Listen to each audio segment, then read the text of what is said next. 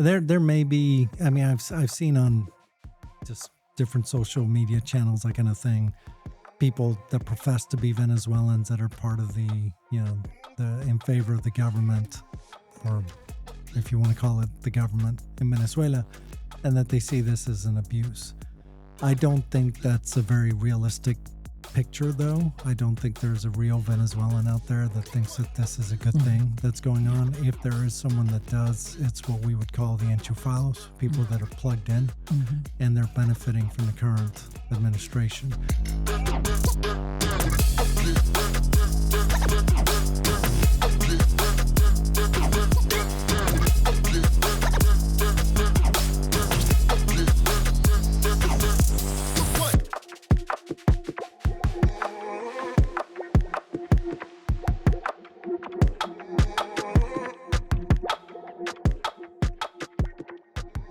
All right, Mr. Simon Purnell.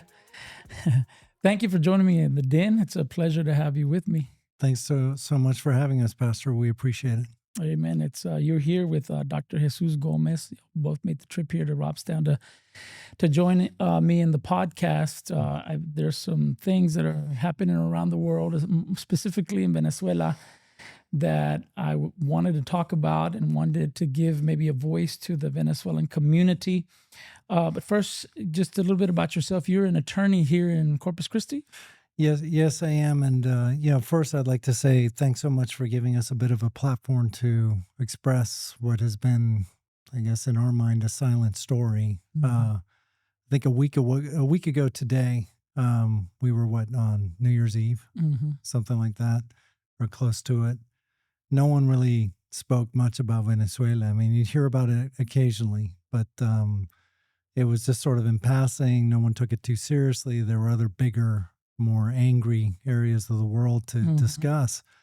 And then suddenly on Saturday morning, we all woke up, those of us from Venezuela, we were woken up at 2:00 in the morning by friends and family around the world telling us about what was going on in Venezuela. So it has been front page news in a way that I never imagined would happen for that beautiful country. But to tell you a bit about me, because that was the question, as I recall, I was born and raised in Venezuela. My parents are British. I, too, am a British subject, also an American citizen now, but by way of my birth, a Venezuelan, and truly hold them close to my heart. After leaving Venezuela, I went to the UK, did my service there, and then I came over to the United States and was just going to finish up my schooling and met with my lovely bride, met my lovely bride, or soon-to-be bride, who is American, but also from Latin America. She's from El Salvador. She was going to medical school. I really didn't have much of an idea of what I was going to do. I ended up going to law school sort of as an afterthought, and fell in love with the whole concept. Became a lawyer. I was a prosecutor up in Houston at the DA's office there. She got her residency down here in Corpus in pediatrics. She did it at Driscoll Children's Hospital, and we came down here more to complete that residency, but also because we'd fallen in love with the community down here just in passing. I think we got married when we were still in undergrad. We were short on funds, so believe it or not, our honeymoon was in Corpus Christi. All right. So what better place? It's kind of just like Hawaii. Yeah, if you kind of look perfect. at it. Yeah, it's perfect. So If you squint in a certain way.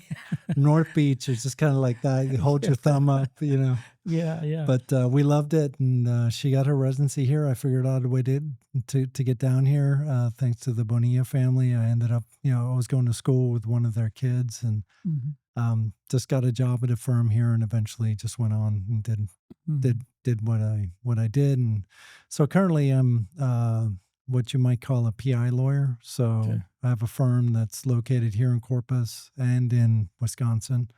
So we office up in Milwaukee and down here in Corpus. We do litigation around the country. So the videos that were popping up all over social media, people, a husband or a wife waking, each other up, telling them about the news, and them being in disbelief, like, stop playing, that kind of stuff. That was actually happening. That was not acting. That was happening around the world. I can tell you it was happening here in Corpus. My friend, or my friends around Corpus were all woken up by family members who were aware of it before we were, because, as you know, it wasn't just advertised. Mm-hmm. And so we're getting these little pings. I don't keep my phone by my bed, but anyway, it came to my attention, and it was crazy. It was unbelievable. You thought it was some version of spam. Yeah. Why was it so hard to believe that could have happened? Well, I think the root of the disbelief is the years that we've been through this. Mm-hmm. So it's been since 1999 that this particular regime has been in power. Machado. No, I'm sorry. Maduro. Yeah, so it was Maduro, and before him Chavez. Yeah. So during that whole period, there have been times when we've thought change was coming, and it just never comes. You get a lot of enthusiasm because things look like they're changing. People are doing great things, and then suddenly it just gets taken away from you because literally they have all the power in Venezuela.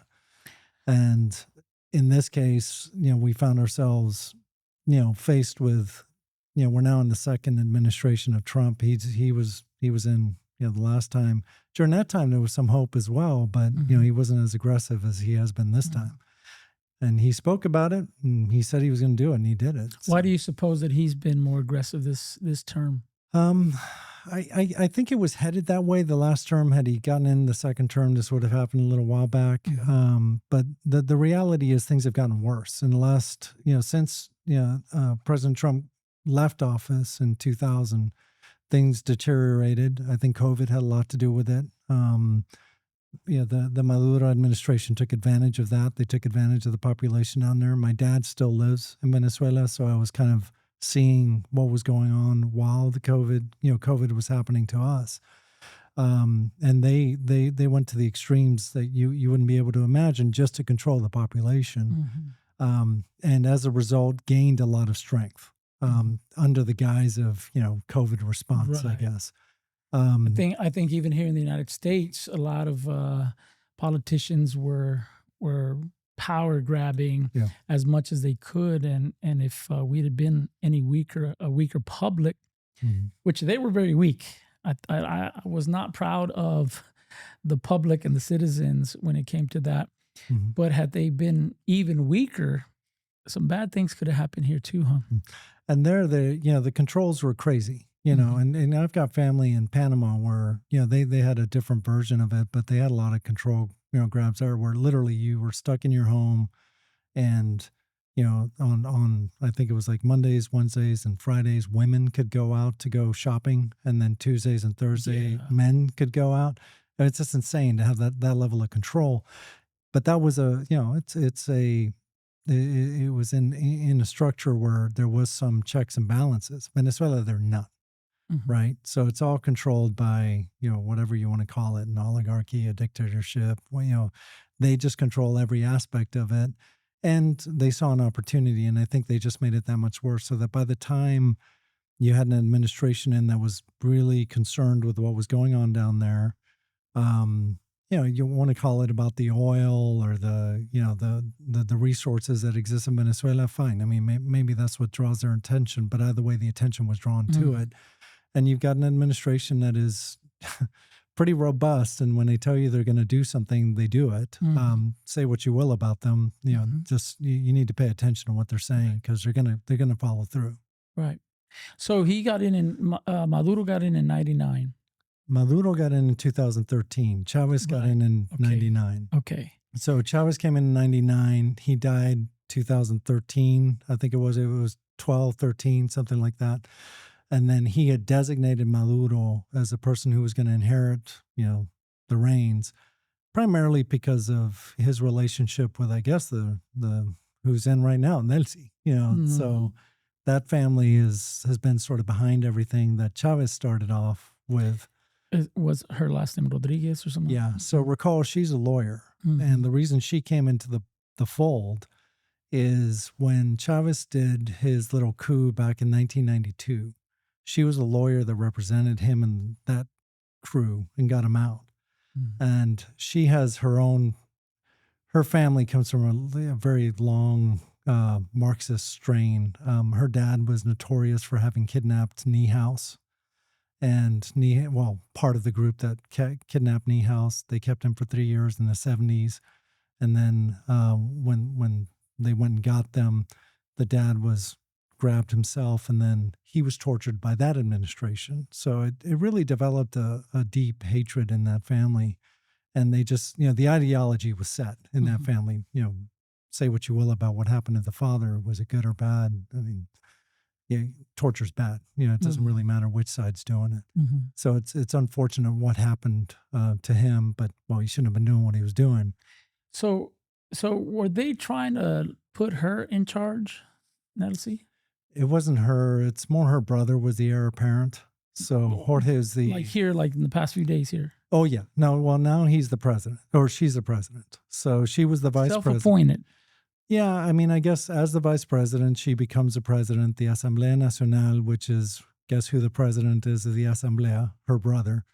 They convened and they swore her in as the president, which that's not going to last. It shouldn't. Right. If you want, and this is all you have to take everything here with an understanding of our biases, right? So my bias, just to express it clearly and openly, is that Maduro lost the last election. And he's never won an election properly. Right. But let's just, the understanding is that he didn't win that election. Many countries have said he didn't win that election.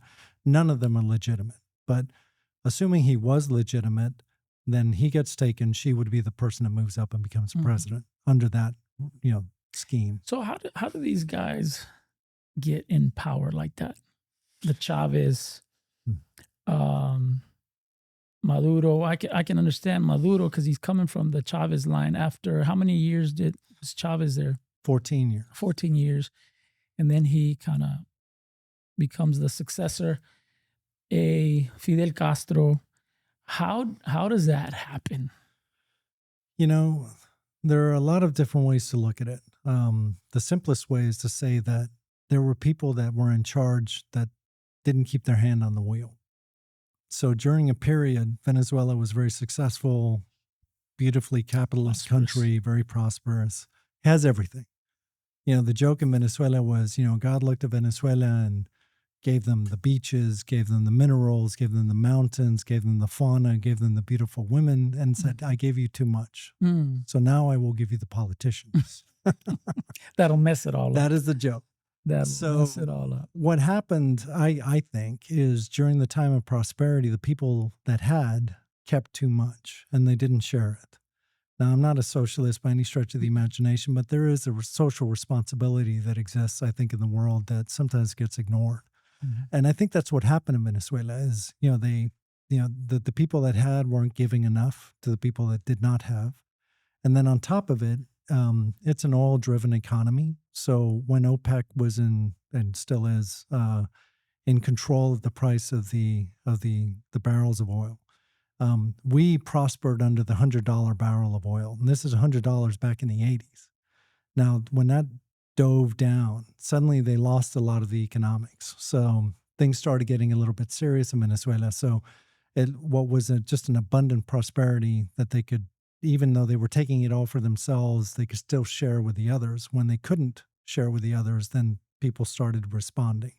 And that's where the social kind of pushback occurred. And that's where you have to be careful. You have to be responsible, be a good citizen. I don't think God gives us, what we get just so that we can keep it to ourselves. You need to share it a little bit, right? So having said that, what's the industry in Venezuela? What do people do there to make a living? So the country as a whole could do without everything else and only with oil. That's it. Man, that's all you need in Venezuela. There's enough money out of the oil industry to run that entire country and keep everyone at a meaningful wage. But what would the people do? Well, I mean, what I'm saying is they don't have to do anything. Yeah, but I don't think that would work anyway. You know, it doesn't. But you know, like look at Saudi Arabia, for example. You know, they have an economy that's driven purely by oil. There's nothing else there, right? I mean, it's just one big flat desert, you know, but it's all oil money. And then that oil generates all of the other industries that exist there, tourism, construction, you know, whatever you want to call it. Venezuela has always been more of a, even before the oil industry, it was, you know, it was very agricultural. It was very, you know, the fisheries are abundant. So you got all of the fishing you want to do. And not fishing like let's go down and fish on North Padre Island or something like that. Yeah, exactly. No, it's like there's commercial fishing, there's sports fishing. You go down into the interior of the country. Remember, we're the land that has the Angel Falls. You know, you've got the Amazon, you got the Orinoco River. You know, all of that is just abundant. My dad's business was ranching. So they had, you know, the company had 15 massive ranches. And by massive, I mean massive. I think the aggregate of all of those ranches was the size of the King Ranch.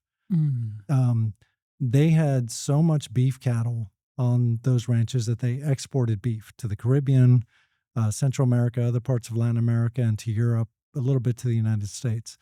Right now, Venezuela imports beef because that industry is just gone. You know, because they expropriated all of the ranches. And then they put their, you know, the people that were interested in the government, what we call the enchufados, on the ranches. And they don't know how to run a ranch, right? They don't understand the business. And all that cattle is now decimated. You know, the lines that have been developed over about 100 years are gone. So that's what would happen in Venezuela if you gave it the opportunity to do that. So you got the ranching. There's, you know, just like the other agricultural industries, like I would describe them as, like, for example, we have a lot of sugarcane. One of the big products of Venezuela, of course, is rum. We have some of the best rum in the world because we've got all the sugarcane in the world. And so things like that are really what drive the economy. How big is Venezuela? So Venezuela would be bigger than the size of the state of Texas. Bigger than Texas? Yes. So, really? So it's a big country. Yeah, if you lay it on top of Texas on a map, it's going to kind of overlap it. You know, so, you know, huge country. Population, you know, used to push 30 million. Now it's, you know, down under 20 because of the people that have left. Do they have industry like car manufacturing, all that kind of stuff? They used to. Venezuela had a lot of what you would call maybe the maquiladoras that they have in Mexico. So they had assembly plants for, you know, General Motors was down there, Ford was down there, Citroen was down there. Fiat was down there. You know, all these multinationals were there assembling their cars. I'm just saying because you were saying like there was enough money to sustain everybody there. But it's like you having a rich uncle. Just because he's rich doesn't mean that you're going to benefit from that. Even though he has enough money to spot you a couple things, there's no obligation for him to do that. And there shouldn't be any expectation that he's going to do that for you.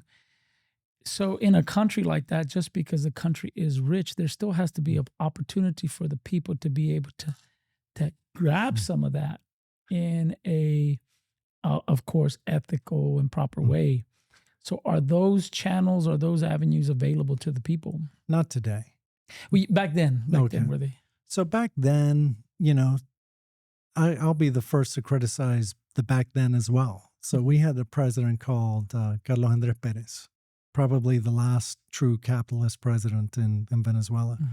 I think he was the second richest man in Latin America when he left office. Not before he went in? No. So, and he was a relatively humble, you know, origins from Western Venezuela. He came out, you know, on a salary. I think at the time they were paying them $40,000 a year as the president, and somehow he ends up being the second richest man in Latin America. So obviously there was corruption. But this is at a time, like I said, we're back in the $100 barrel of oil. There was enough to go around, and literally, and the way noticed, and the way, yeah, exactly, or it was noticed but forgiven, because back then, for example, you know, to fill up my car with gas was like a quarter of a dollar to fill the entire car. with gas. Yeah. So gas was free, remember those essentially. days. Yeah, those are the good days, and that's when things started changing, is when we lost the benefit of the $100 barrel, and they started saying, well, we need to raise the price of the gas. Well, then suddenly you've got the por puesto, which is like the bus, the little short bus that drives around and picks up people, takes them from place to place. Fond memories of that as a kid, but whatever, that's a whole other story. And when I say I remember that, I don't remember filling up a vehicle with 25 cents, but you remember the gallon. Gallon, yeah. No, this is the entire car, right? Like, so they, so when they started jacking up the price of gas, and by jack up, I mean like, very small percentages. When they started doing that, then the students were like, well, I can't afford to ride the por puesto, because they passed on the cost to the student. And then the students who are in these universities, and we have some great universities in Venezuela, some of the best in Latin America at the time, they had these teachers that were, unfortunately, somewhat Marxist in thinking. And then they sort of stirred them up, and next thing you know, every time the price went up just a little bit, they're out in the street protesting. So that's what started the movement. So Venezuela used to be a capitalist country. Yes. And it was prospering. Very much so. And then it slowly, how did that socialism, Marxism start getting introduced to it? It's like literally putting that pot on the stove. And you start at 1, right? And you just bring it up slowly but steadily. And it got to 9, and that's when Chavez stepped in. Have you in recent years, perhaps, seeing that slow flame increasing here in the United States the way it was over there? Do you see that there was an attempt to do that? I do see it a lot. So I was, I have the benefit of having family still in Venezuela, so I get to go there periodically. I was there last May. So it's like this sort of reminder of what can happen, and then you come back and you start seeing it happen here.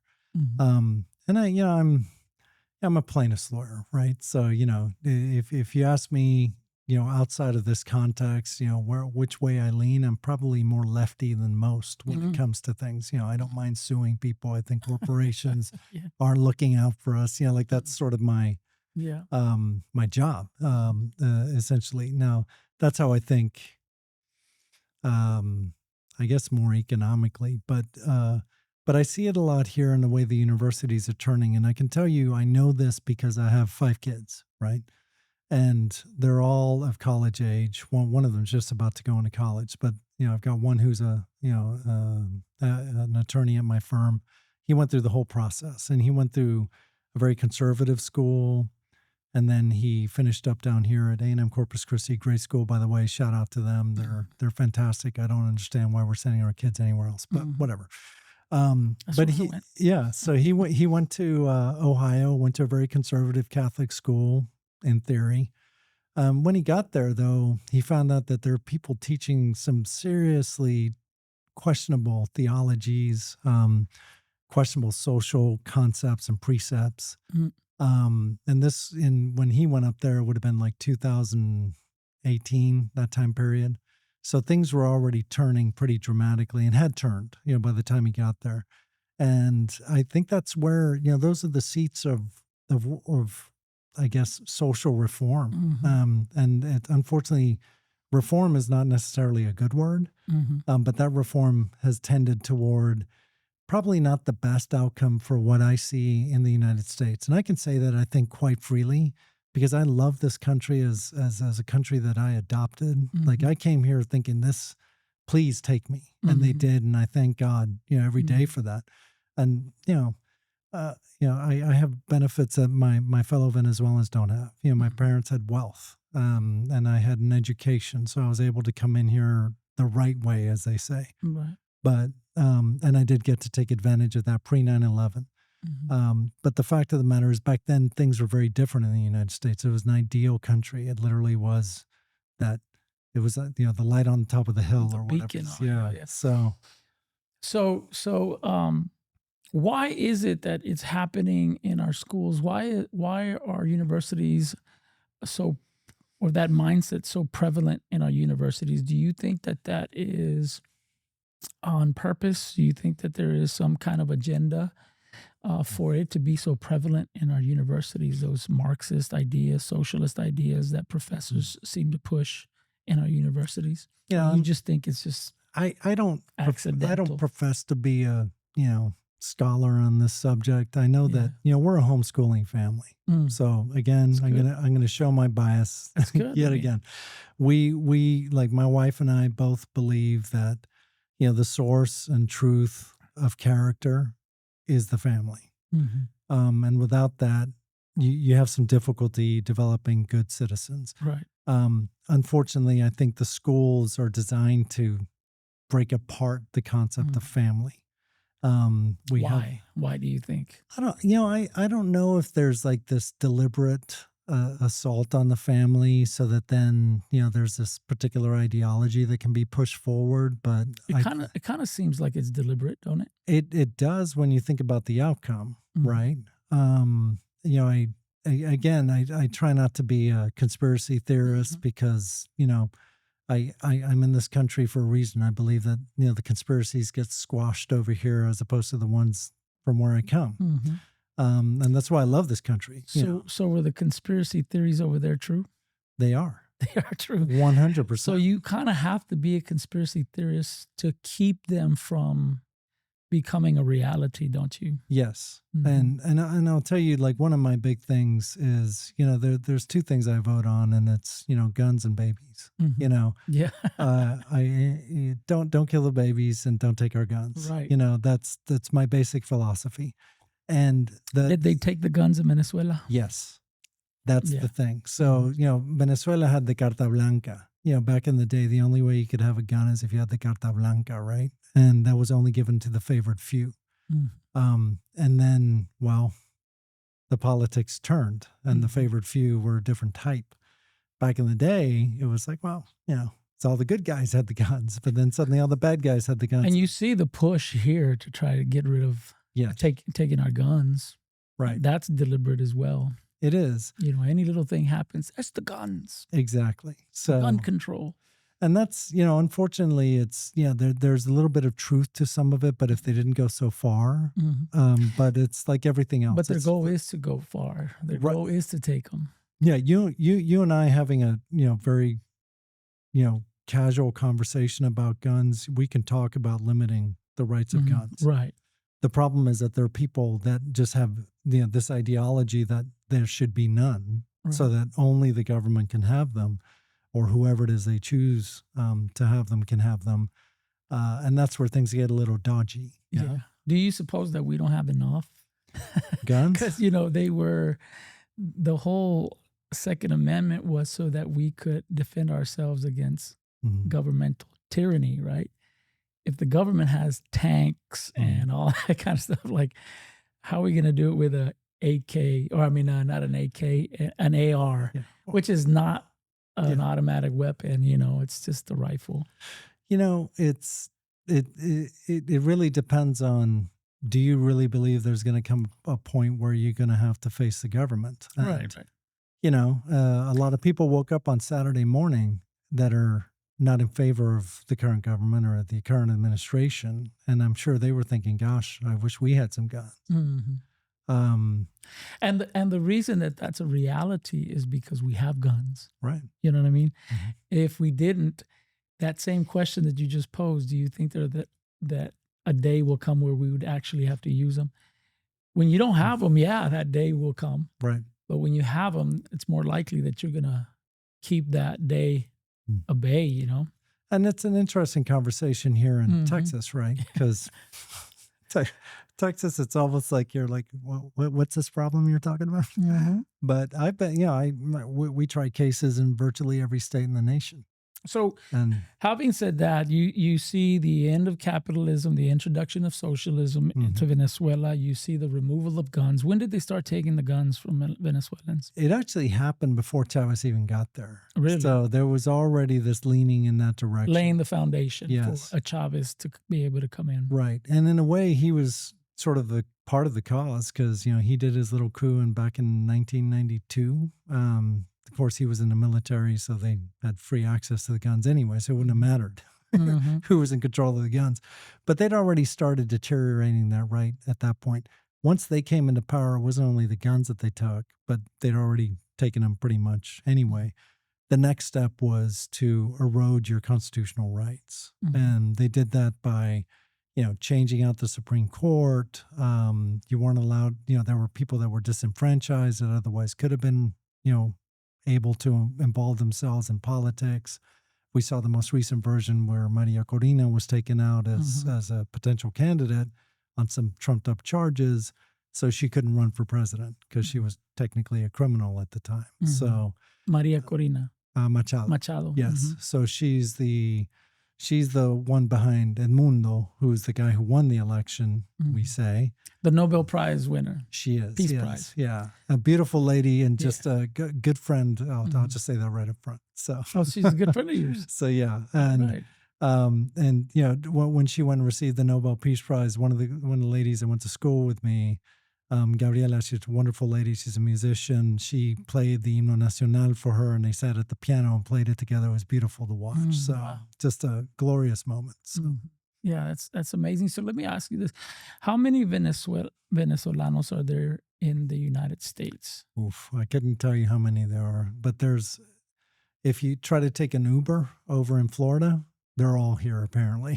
So you cannot take an Uber without having a Venezuelan drive you around in Florida. Mm-hmm. So I couldn't tell you those numbers, but it's a lot. I had a pastor friend that several years ago, I was checking up on how her church was. She said, we're leaving, sold everything. There's nothing to eat over here. We sold all my belongings and we're getting ready to leave to Peru. She ended up going to Peru. She said it was horrible over there because there was a lot of xenophobia over there because a lot of the bad element was going to Peru. So it was creating a lot of animosity between the Peruvians and the Venezolanos that were going over there. So it was being tough. They weren't issuing them work permits. They weren't able to work. So things were getting tough for them over there. She was originally from Spain. Parents were from Spain. So they ended up moving. I think they made it to Spain. They were looking to come back to the United States, I think, to New York. Is that a common story for the people that were there in Venezuela? Very much so. So, I can tell you two different versions of the story. One is from the Panamanian side. So the Panamanian story is tragic because you have the Venezuelans that actually walk through Colombia. Then they have to walk through this jungle essentially to get into Panama proper. And that walk is, it's described as just, people die in those forests. There's just nowhere to go. You've got to be essentially specially trained to get through there. So people are dying getting through there. And then when they get to Panama, Panama is very well organized, shall we say. So they've got to get an immigration system. So they'll catch them and then they'll deport them back. So that's tragic on that side. Down in Peru, the example that I know of is, I don't know if you know Father Sam Medley. No. He's a salt priest down at Our Lady of Corpus Christi here. He was. I think he's now up in Minnesota, but really just a kind human being. He's got a spirit for the mission work. And what he'll do is he'll go sit in for pastors when they go on vacation. So, they leave and their churches are left unmanned and they need a priest down there to do whatever they're doing. So he'll go in kind of like locum tenens, right? And so he was there in the poorest area of Lima, Peru, and he was sort of looking out the window, having breakfast, watching just sort of this parade of desperate humanity walking by in just, tattered clothes. And he's like, who are these people? And they were all Venezuelans. And they'd somehow managed to make their way down there the jungle. almost on foot, I'm sure there were buses along the way, but just tragic. And he'd been there before and it wasn't that way. It was bad because he's in a bad part of town, but it was so much worse. And so it's kind of weird to be in the bad part of town and have people from the outside make it worse. So I understand the concept. It's sort of like what it was in Venezuela back in the 80s. Our problem were the Colombians. The Colombians were coming over to Venezuela and they would come in illegally and they would work, and like as maids at the houses, gardeners, that sort of stuff. and they were considered, third-class citizens because of it, which is sort of tragic when you think about it. But the table has literally been turned around on them. So Really? Yeah. Now they're all going over there. yeah.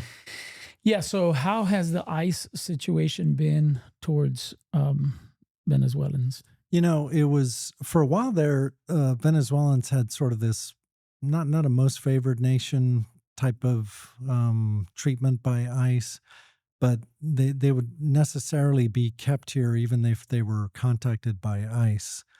A criticism perhaps of the prior administration that they would kind of catch them and release them. That has changed dramatically since President Trump has come back in. There is no catch and release. So they will catch them, they will process them, and they will deport them. So it's not only Even to Venezuela.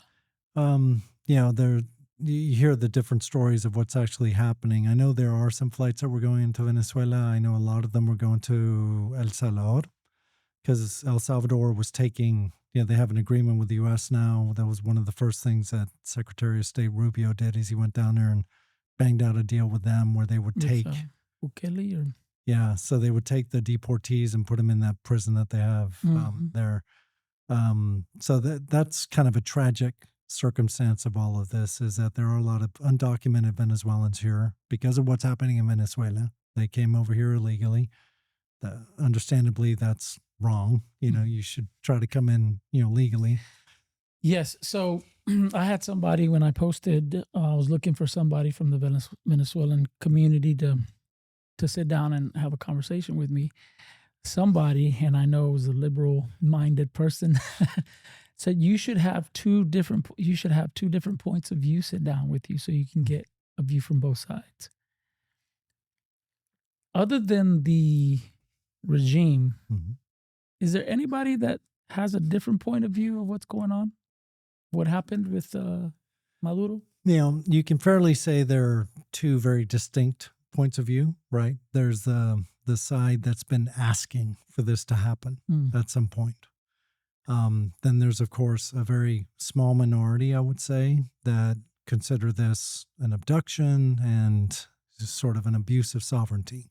And who's that minority? Where are they? They're not here. Why would they be here? Right. There may be. I mean, I've seen on just different social media channels, that kind of thing, people that profess to be Venezuelans that are part of the in favor of the government, or if you want to call it the government in Venezuela, and that they see this as an abuse. I don't think that's a very realistic picture, though. I don't think there's a real Venezuelan out there that thinks that this is a good thing that's going on. If there is someone that does, it's what we would call the enchufados, people that are plugged in and they're benefiting from the current administration. The third version, I would say, they're either, sort of Venezuelans that don't have any connection to Venezuela anymore, and they're just, I hate to say liberals because I don't think liberal should be thrown around as a derogatory term. I think it's actually a decent concept. The original connotation to a liberal, but it's become more, I guess you could call it a leftist, right? Radical.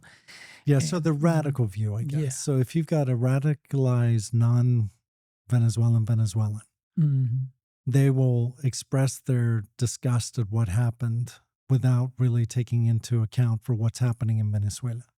That's really what it boils down to. Because the other two versions, you've got the one that does concern themselves with what's happening to the people in the country of Venezuela and were disgusted by what was going on in Venezuela and invite this type of intervention. And then you have the other version that are benefiting from what was going on in Venezuela, so they are disgusted by the intervention simply because it affects them personally. Not because they think it's good for Venezuela not to have intervention. You watch The View? Yeah, I get it. I've seen it. I don't watch it either. But the Hispanic lady on The View? Yes. She was actually cheering on this abstraction. Is that what you call it?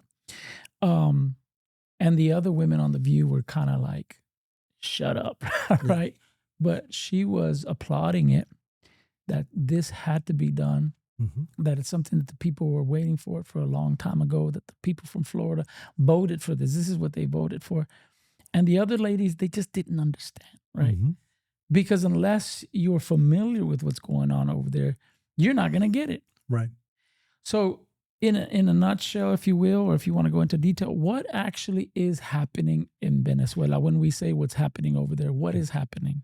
So let me put it this way. When people say they're against what happened last Saturday morning, what I'm hearing is that they are against, well, let's back it up a little bit and say, to be fair to them, they are saying they're against one country intervening in another country. That's their sort of abstract thought. But what I'm really hearing, and this is where I describe what's going on in Venezuela, what I'm really hearing is that they are against stopping the torture of innocent people. They're against stopping this conversation that you and I are having. Like, if they knew we were having this conversation, they would come and grab us and turn us all off. Everyone would go down. He's filming, so he's in trouble as well. He's not even part of the conversation, but he's going to the helicoide, sorry. And he's going to be tortured for a while. The other thing that's going on, or the other thing you're against, I guess, by saying this was a bad thing that happened, is you're against allowing the Venezuelans to have some sort of self-manifestation, the ability to take advantage of the resources that exist in Venezuela to better themselves and their families. It's taken away the things that Venezuela used to do, which is help other countries, which was to, Venezuela was the country that manifested families. And that's what it was. It was a country of joy. Even today, it was just so deeply ingrained in the Venezuelans. You come across a Venezuelan, it's like, it's a hug. That's just how you greet a Venezuelan. That still exists. They didn't beat that out of us yet, but it's leaving. It's slowly just deteriorating. So that's what I'm hearing when somebody says they're against this, is that they're against all of those good things that could be happening in a country. So that's my reverse way of answering your question. What was going on in Venezuela? It was just abject disregard of civil rights. I personally have been subjected to it. When I arrive in Venezuela, look at me, right? I don't look like a Venezuelan, do I? I have a Venezuelan passport. Yeah. I present it, and I go up to the room. And I had to sit there for a couple of hours and talk to some guy. He's trying to figure out why I'm coming to Venezuela. I'm like, look, my dad's sick. He's in the hospital. He's, whatever the reason was that I was there in Venezuela.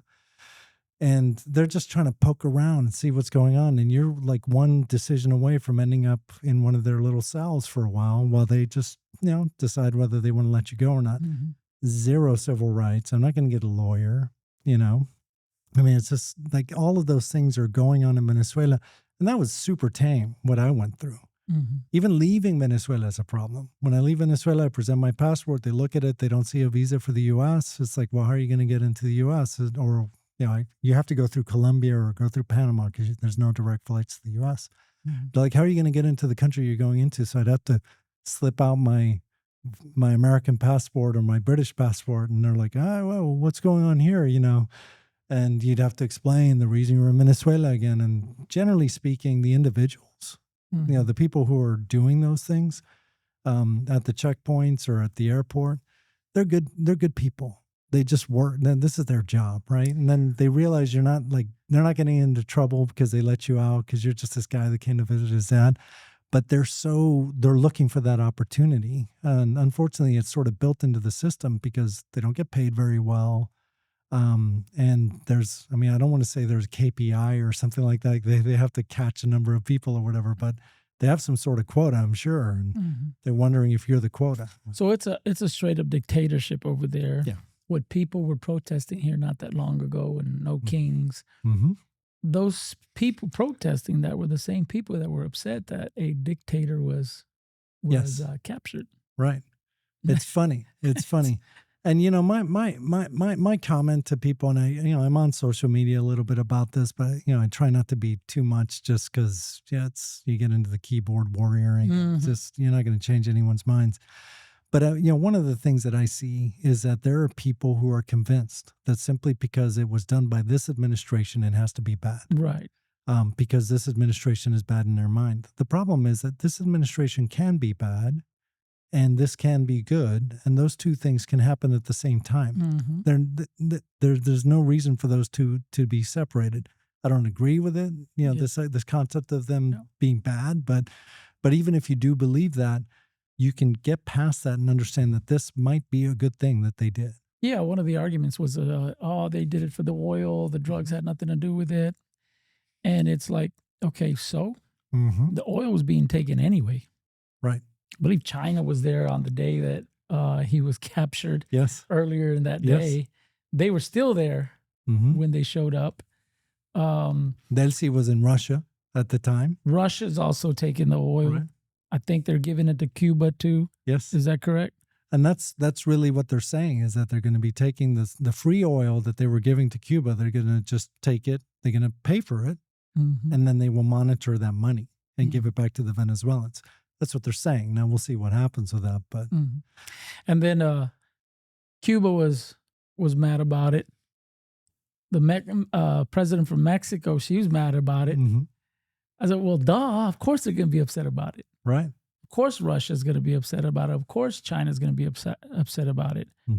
But it's a good thing that Trump doesn't really check with them to determine whether they like the idea of what he's going to do or not. He just does it. Exactly. And I think that's best stated by Secretary of State Rubio. When he was talking about it this week, he says, we warned you.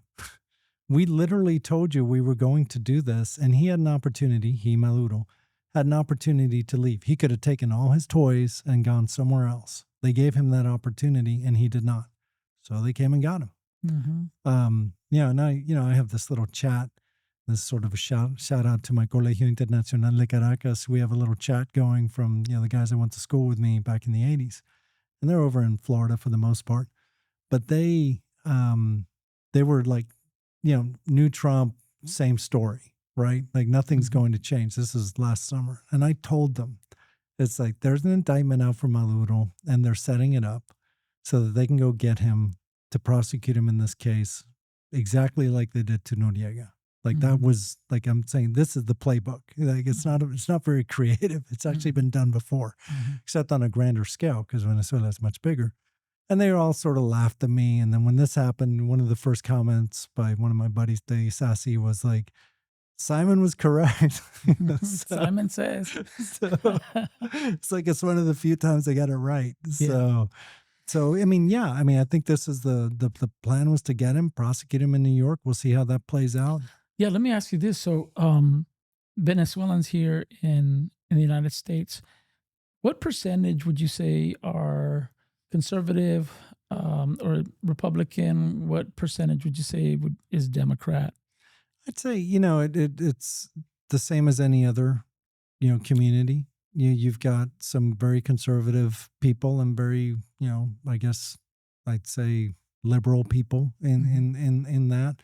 I've got but what are those like those that are Democrat, what do they think when they see socialistic, like Mondami coming into New York talking about down with individualism and we're going to really cultivate the what did he call it? A collectivism. Right. Those are all terms that Mao and all these communists and socialists used. So, I think the Venezuelan generally that ended up over here is going to be conservative. So, the idea of having a housing czar would be offensive to them, like that's not a concept in Venezuela, right? And generally speaking, the Venezuelans conservative, now we have a whole generation that's been brought up under socialism. When you think about it, since 1999, this has been the push. There are adults who have graduated from college who've never lived in Venezuela under anything other than Chavismo. So that's what they think the norm is. That doesn't necessarily mean that's what they believe and how they were raised. Because I think families, despite what was going on in Venezuela out politically, we're still having, the gaitas at Christmas and getting together and making the hallacas. Like here we do the tamales, there we do hallacas. Like that's a thing. And it's, You walk into a house, you always look for the elder and you ask for the bendición. That still happens. It happens today. I've seen it. So I think that culture is still very much there, which makes you not necessarily inclined to be super liberal. So these concepts are not very familiar to them, and I don't think they're inclined to follow them. They will be liberal though in ideas like immigration. Yeah. Because that affects them, Right. today. Maybe socially, economically, they might think a little bit more liberally than we do over here, just because of the concept of the government makes controls, like the oil is controlled by the government, has always been controlled by the government, even back in the capitalist days. So that was a patrimonio nacional. So you understand that the government does get to control things. Yeah, I think you become socialist when you're in a socialist government because you are now dependent on the government. It's like here when people get on social programs and welfare and all that, they become dependent on that. So they continue to vote for that type of government. They want it in place because now they'll feed them. Right. They're dependent on it. It's not good for them, but that's all they know now. So keep feeding me. Right. And it reminds me of the end of COVID. When COVID essentially ended, and then the government subsidies or whatever you want to call them that they were giving people were beginning to dry up.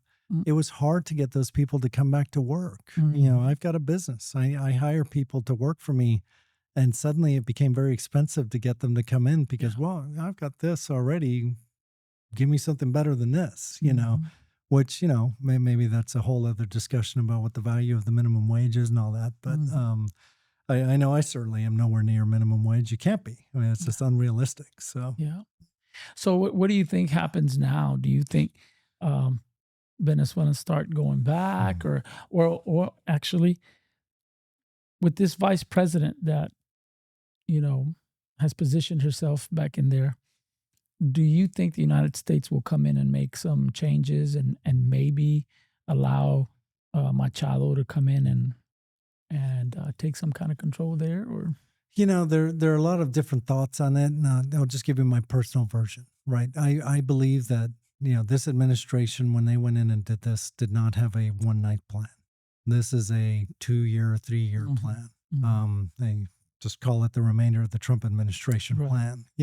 He didn't do this to then just leave, right? And he stated, we're running that country. Now, what does that mean is what's going to be debated and what's going to be witnessed over the next weeks and months. History is an ugly thing when you think about it. There's no version of history that's ever been pretty as you go through it. We write the books later, and it looks a lot nicer. But we're going through the ugly part right now. So right now, sometimes you got to kiss the frog, right? And that's what he's doing, I think, is the frog that's there. You've got to keep some control over the executive. You can't just remove all of the power because then things just become apart. Yeah, it's anarchy. Anarchy is worse than what we've got. I think we see a lot of the pressures that are going on. For example, we were just discussing earlier the release of political prisoners. That's already happening. That's important. I mean, I think that's one of the big problems in Venezuela is releasing those political prisoners. There's the oil and what's going to happen to that. I mean, they're still keeping their foot on their throat and making sure that they're doing the right thing with it. And I think as part of that, you have to imagine I don't know if you're a big, what's that Broadway show of Hamilton, right? Yeah, I've never seen it. You have actually, not? No. You need to. It's actually very instructive. Where would I go watch that? You can watch it. It's on. They filmed it, so there's actually you can watch Hamilton on one of the multiple channels. But first of all, beautiful production. I think that guy does great shows. But there's a song in there. It's I want to be in a room where it happens. Like that was his whole thing. He wanted to be in the power room, and the question is, where is that room right now, and who's in it, right? And what are they deciding today that we're going to see happen 6 months from now? And unfortunately, we have this crazy news cycle, and it gets very excited for a little while, and then they forget about it, and we're all going to leave with bad taste because they didn't totally fix a problem in 1 week. But this is a long-term problem, and I think Ideally, what should happen is settle everybody down, control the issues that are present today, which is right now you got the cooperativos, which are the guys on the motorcycles with the guns. They got armed before Maduro was grabbed. They've got to be eliminated somehow. And hopefully the government can take care of that in Venezuela. And they're probably being told you need to take care of that. The next step is you have to introduce some version of capitalism, the motivate people to be productive. And unfortunately, all of the capitalist endeavors, all of the capitalist momentum is going to come from the outside because there's none inside. And they got to fix the infrastructure. The main things that are missing right now are, we have the big power plant. There are, I think, 4 massive sort of like, it's called the Guri Dam down in Venezuela. It's the same thing as a Hoover Dam over in Nevada. Looks like that, except, the 4 power plants, I think like 3 of them are totally down. So now you only have 1 operating, and then there's other sort of more diffuse versions of it. Those have to be fixed. The Tren de Agua, the famous Tren de Agua. So the gang is still there, but it's named after a train, right? And that train was being built by the Chinese. They never finished it. I drive by it on my way to my dad's house from the airport. You see this beautiful train line, and you see these beautiful train cars that are just kind of sitting there, and nothing ever happened with them. Like maybe fix that type of infrastructure. Venezuela was never really a train. So everything over there is kind of dilapidated, right? Yes. Even with the structures that they're using to take the oil and all that, it's kind of falling apart. Right? So if you think about it, I mean, if you want to talk about opportunities for Venezuelans to go back, to get to that part of the question, there's going to be opportunities for Venezuelans to go back just to work on the infrastructure. We have more engineers and doctors. I mean, we have the doctor here, who would be in Venezuela doing his thing. But the engineers want to go back. I know they do. The oil and gas industry over here is, there's every 9th guy is a Venezuelan. And then consider just the American companies that are involved in infrastructure, the highway companies and the people that build the water towers and all that sort of stuff. The opportunities down there are going to be abundant if we can get to that stage. But it's process. You don't get to do that overnight. You don't take one guy out and then suddenly everything is wide open. Yeah. You still gotta. There's layers that need to get addressed. Well, I mean, the majority of Venezuelans that are over here don't even have a Venezuelan passport. Because we don't have a U.S. embassy, and they wouldn't give us our passports. I mean, I had to go to Panama to get my passport. I flew down. I had to make the appointment, go down there, do whatever I did. Then they gave it to me. I had to fly back down and pick it up, and then I was able to go back into Venezuela. So what's the population like here in Corpus Christi, the Venezuelan population here? So it used to be a little bit more abundant because of Citgo. When Citgo was here and very much a Venezuelan company, and they were sending Venezuelans over here to do it, that's kind of diluted down. So you don't have Venezuelans being sent to work here, especially since the last Trump administration when Citgo essentially got disenfranchised from PDVSA. So you've got the engineer types that are here. You got a lot of doctors. One of our biggest doctors here in town. It's my shout out to Jaime Fergie, he's the pediatric infectious disease specialist over at Trisco. He's like the guy, the ID nerd. Super cool guy. I mean, just a ton of Venezuelans here that you wouldn't even know they're Venezuelans. So is it a tight knit community? It is. Does everybody know each other? No, it really, strangely enough, not so much. Really? There's a group, they're the ones that know each other. There's pockets. How about that? Yeah. I mean, let me put it this way. We're normal people. Yeah. We like our communities. We actually assimilate quite well. Right. Well, look at me. I mean, nobody knows I'm Venezuelan unless I tell them. So, yeah, when you guys go, who's this guy? Yeah, they're like, why? Yeah. Why are you here? Yeah, but you were born and raised there. Born and raised in Venezuela, but my parents are British. So this is why I look the way I look. But oddly enough, a lot of Venezuelans look that way. There's a huge European influence in Venezuela, mainly Italian, Portuguese, that kind of thing. So, what would the message that you would like to send out in this podcast be to anyone listening? Understand the cause of this, and then you will understand the why of this. Because, Venezuela has been through a lot of pain very quietly over the last 26 years. since 1999. And while it bubbles up in the newspapers occasionally, it's never really been front and center. But for the Venezuelan, it's been front and center day and night. All of us have someone back home.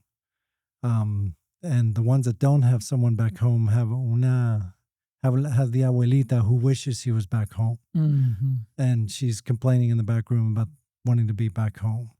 And especially now, during the Christmas season, like this is our time in Venezuela. That's where Venezuela really thrives. Mm-hmm. It's understand the pain that we've gone through, the pain of, for example, my dad, he's elderly and it's difficult for him he can't travel really.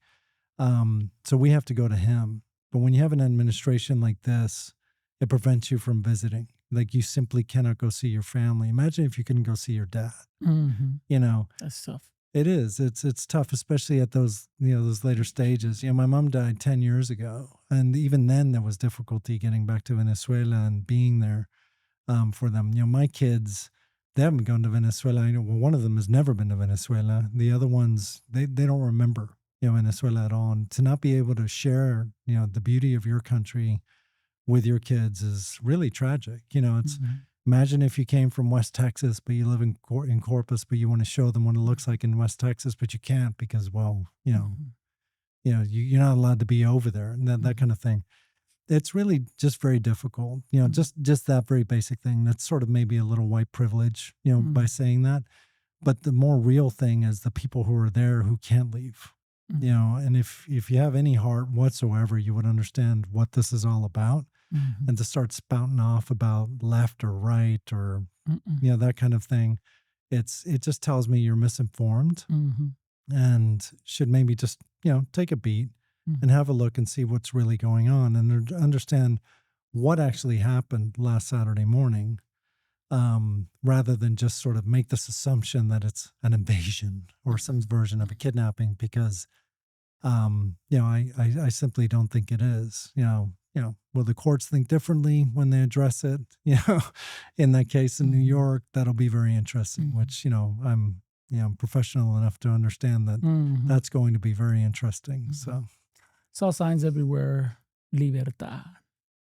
Is that what you guys are feeling right now? Very much so. I mean, when I saw that message and I woke my wife up, much to her, like, what, who died? I was like, you don't understand, They grabbed Maduro and then they grabbed Celia. They grabbed both of them. She's like, what? Like, how on earth would that happen? She's not from Venezuela, but she's lived through this. We've been married 30 years. So she's pretty much been on this ride with me. To see that and just that feeling of, great hope, it just reminds me of that book that Obama wrote, The Audacity of Hope, but in a very different context, right? Yeah.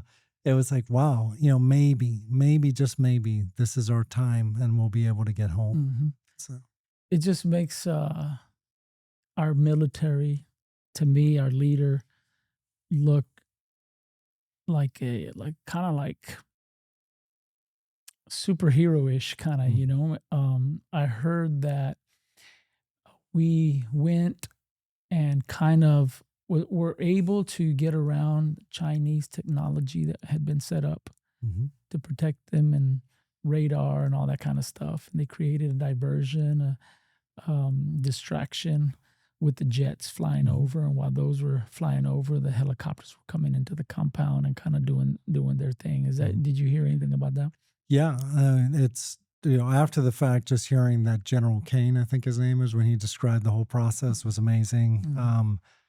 Hearing my sister's father-in-law, who lives in Caracas and was up at 2 a.m.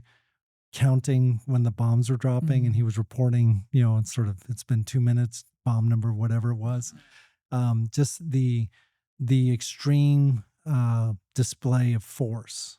And then the accuracy with which they did it, apparently, because there hasn't been any reporting afterwards of just like crazy collateral consequences as a result. And the precision with which they went in and did this extraction is beyond anything I could imagine. You can write, if they wrote about this in a Jack Ryan book, you'd be like, it's nonsense. Even the Jack Ryan, the one where they did the Venezuela thing, I think that was Jack Ryan, right? That's episode 2 or season 2 or season 3, whichever one it was. It took them like days, to get to whatever they were supposed to be doing. And here they did it in like a matter of 3 hours. I mean, I've had people detained longer than that on the side of the street. I love watching the little videos that they're putting together with some music and stuff like that. And it's, just kind of gives you goosebumps at times. And, makes me want to go join. I'm 55. I have no business doing, but I want to go do it. Where do I sign up? Yeah, So. absolutely. I know people have been praying for this for a long time. And is there a lot of faith in Venezuela? Venezuela is a God-centered country, 100%. And it's across the board. I mean, there was a lot of Catholic influence when I was growing up, but there was a lot of other, denominations, Protestants there. Just a beautifully faithful community. Like I said earlier, the bendición is just a standard. There's no hiding. It's one of the most amazing things that I saw when I went to Israel. I was able to be part of a Shabbat, and the fathers bless their children, of course, their wives. They sing to their wives, and they bless their children. So every Sabbath they do that. Yeah. So I thought that was powerful. Now at the end of every church service that we have, I have the time of the Father's blessing. So I have the children go to their fathers, and the fathers speak a blessing over the children. That's beautiful. So that happens every week. Yeah. No wonder that God's blessing is upon them. And I thank God that He's heard the prayers of the people of Venezuela and the people that know what's going on, because it's not just the people of Venezuela, it's the people around there that are familiar with what's going on there, that have been praying, and thank God that He answers prayers, and sometimes in the most spectacular and dramatic ways. Yeah, amen. I mean, absolutely. If you want to see God's hand, yeah. Oof. If you see the story, you understand it in this one. So. Amen. So I thank God for being able to be alive at this time and seeing things like this. And I thank God for allowing this to happen for the Venezuelan people, to be able to see something like I said, watching those videos is just, to me, it's like, wow, they're experiencing this excitement and this blessing that only God can bring. And He raises people up to be able to do that kind of stuff. So I thank God for what He's doing. And the Scripture says, when the righteous are in leadership, whenever they are in power, the people rejoice. Yeah.